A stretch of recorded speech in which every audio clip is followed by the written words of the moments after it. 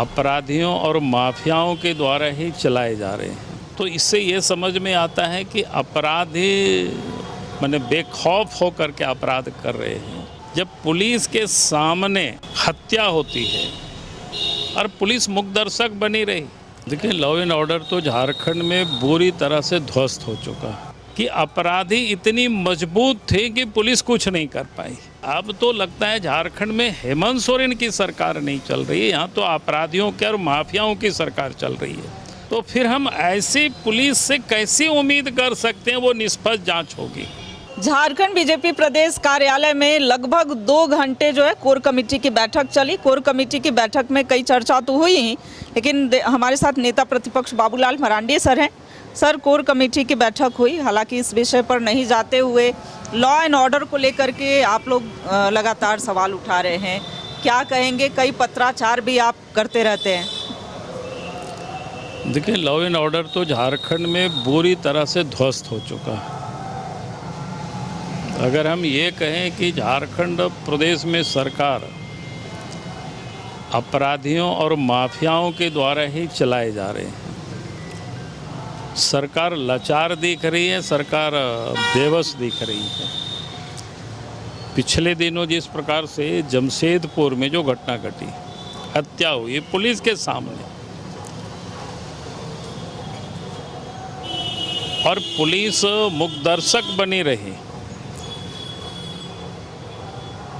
तो इससे ये समझ में आता है कि अपराधी माने बेखौफ होकर के अपराध कर रहे हैं। अगर डरे हुए हैं, भयभीत हैं, तो पुलिस है। और ये मैं नहीं कह रहा हूँ कि हमने आज जमशेदपुर के एसएसपी से मैंने बात की। मैंने एसएसपी से यही पूछा कि आप सब ने उन पुलिस अफसर को, उन पुलिस सिपाहियों के ऊपर आपने क्या कार्रवाई की?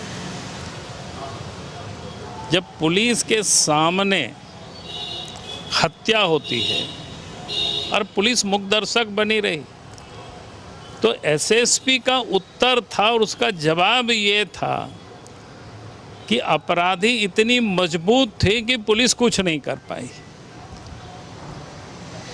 तो इसलिए मैंने कहा कि अब तो लगता है झारखंड में हेमंत सोरेन की सरकार नहीं चल रही है, यहाँ तो अपराधियों के और माफियाओं की सरकार चल रही है, दलालों की सरकार चल रही है।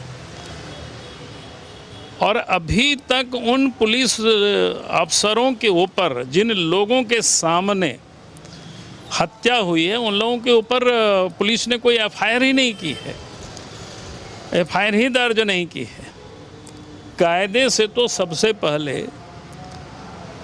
एक्यूज उन लोगों को बनानी चाहिए, अपराधी जिनके सामने अपराध हुआ, यानी उनके संरक्षण में हुआ है, पुलिस के संरक्षण में, तो उन लोगों के ऊपर एफआईआर होनी चाहिए थी, उन लोगों के ऊपर गिरफ्तारी होनी चाहिए थी। अच्छा, आप भी इसके बाद पूरे मामले की जांच होनी चाहिए। सीबीआई जांच की भी मांग कर रहे हैं? निश्चित रूप से आज हम लोग गवर्नर से मिले थे और हम सब लोगों ने उनसे भी कहा है कि भाई आप सरकार पर दबाव डालें और सरकार से आप आग्रह करें कि पूरे मामले की जांच सीबीआई से कराई जाए। और सीबीआई से कराने की मैं इसलिए कह रहा हूँ, जब पुलिस के उपस्थिति में हत्या होती है और पुलिस कुछ भी नहीं करती है और पुलिस के ऊपर कोई एफआईआर तक नहीं होता है, तो फिर हम ऐसी पुलिस से कैसी उम्मीद कर सकते हैं वो निष्पक्ष जांच होगी।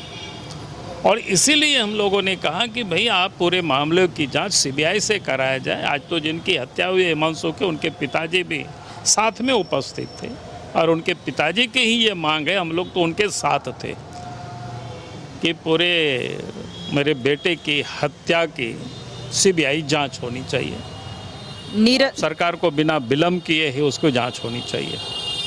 अच्छा, ये तो हो गई सर हिमांशु हत्याकांड की। वित्त मंत्री की सुरक्षा को लेकर के लगातार वो चर्चा में बने हुए हैं, आपने कुछ सजेस्ट भी किया था?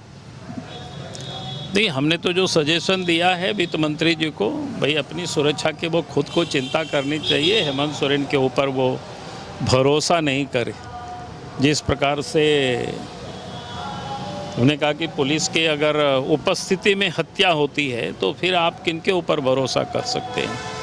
इसलिए मैंने तो राधा कृष्ण किशोर जी से कहा है कि भाई आप समझदार हो और राधा कृष्ण किशोर सरकार के विरोध में या सरकार के काम काज पर पहली बार बोले ऐसा नहीं, पहले भी कई मौक़ों पर उन्होंने बात को रखते रहे हैं, तो मैं समझता हूँ खुद वो समझदार हैं। अच्छा, ट्रेजरी घोटाले को लेकर के सर आपने कई बार पत्र भी मुख्यमंत्री हेमंत सोरेन को लिखा था, अब तक बहुत कुछ परिणाम निकल करके सामने नहीं आया, कुछ एक्शन वैसा दिखा नहीं।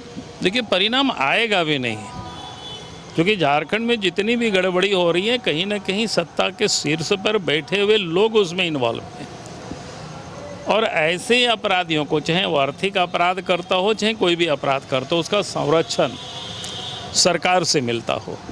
और इसीलिए अगर सचमुच में सरकार चाहती है कि जो घोटाला हुआ है इसकी निष्पक्ष जांच हो, तो फिर एकमात्र जांच एजेंसी है वो ICBI आई। योगेंद्र प्रसाद ने सर शराब जो डिस्पोज करने की बातें कही थी, वो शराब बेचे गए हैं। झारखंड की जनता के लिए क्या कहेंगे वैसे शराब की बिक्री? नहीं, कहना क्या है, दोनों हाथ से लोग लूट रहे हैं, पहले भी मैंने कई बार कह चुका हूँ इसके बाद। तो ये बात कर रहे थे नेता प्रतिपक्ष बाबूलाल मरांडी, जिन्होंने कई विषयों पर बातें रखी, खास करके झारखंड में लॉ एंड ऑर्डर को लेकर के लगातार सरकार पर हमलावर दिख रहे हैं। कैमरा पर्सन नवल के साथ रुचि शर्मा, न्यूज़ 11 भारत राज्य।